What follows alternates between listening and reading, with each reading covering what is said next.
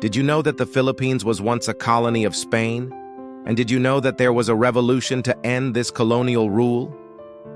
Well, today we are going to talk about the Philippine Revolution of 1896. This was a war between Spain and the Filipinos for independence. So, let's begin with the question, why were the Filipinos angry with the Spanish? It's a fair question. I mean, wasn't it great to be a Filipino at that time? I mean, you got to travel to Europe and America just to get some fresh air. Oh, wait, no, you couldn't. You see, if you were a Filipino at that time, your life wasn't as exciting as the Spaniards. Life under the Spanish rule was pretty hard. They had curfews, and they couldn't travel to other islands without permission. They were also prohibited from having public gatherings. And if that wasn't enough, the Spanish people also prohibited Filipinos from owning businesses. There was also the issue of forced labor. The Filipinos were forced to work in agriculture, and they weren't paid for their work.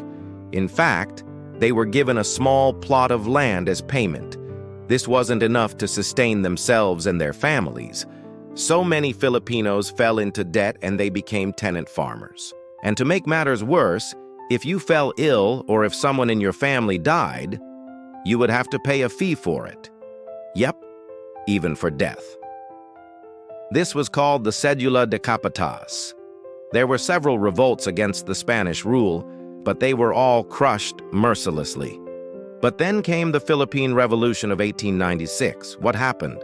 The revolution was led by Andres Bonifacio, who was a middle-class Filipino. He was a member of a secret society called the Katipunan. Its aim was to gain independence from the Dutch. The Katipunan was founded in 1892. By 1896, the society had around 8,000 members. They were ready to fight the Spanish. On August 23, 1896, the Katipunan started a revolt against the Spanish. This was after the society was discovered by the Spanish authorities. Andres Bonifacio and his men fought bravely. By December, they had gained control over Manila. The Filipino revolutionaries were close to winning. They had the support of the people. They had weapons, and most importantly, they had unity. But then, two things happened. Number one, other countries started to take interest in the conflict. And number two, the Katipunan split. Let's talk about the first point. You see, when the revolution began, the Filipinos had hoped that the United States would help them gain independence.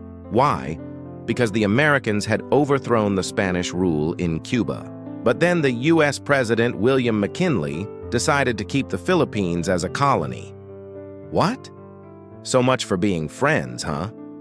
Well, not only the Americans, even the British wanted a piece of the pie. They offered to give the Filipinos aid and support the revolution, but then they asked for something in return. They wanted the Filipinos to give them the island of Mindanao. What kind of deal is this? Of course, the Filipinos rejected this offer. But here's the thing. Both these countries were superpowers. They had huge navies and armies. They also had advanced weapons.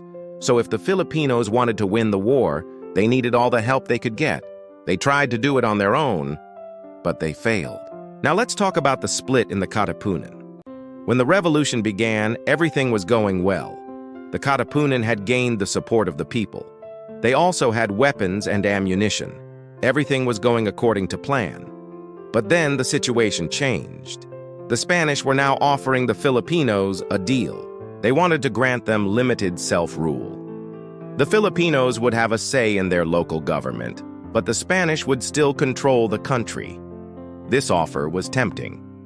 Many Filipinos started to ask Andres Bonifacio to accept the deal, but Bonifacio refused.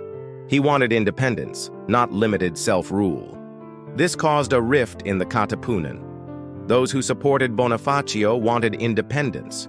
Those who opposed him wanted limited self-rule.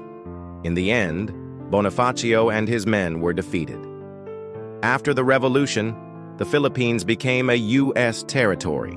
The Filipinos continued to fight for their freedom, but they were unsuccessful. Finally, on July 4, 1946, the United States granted the Philippines independence.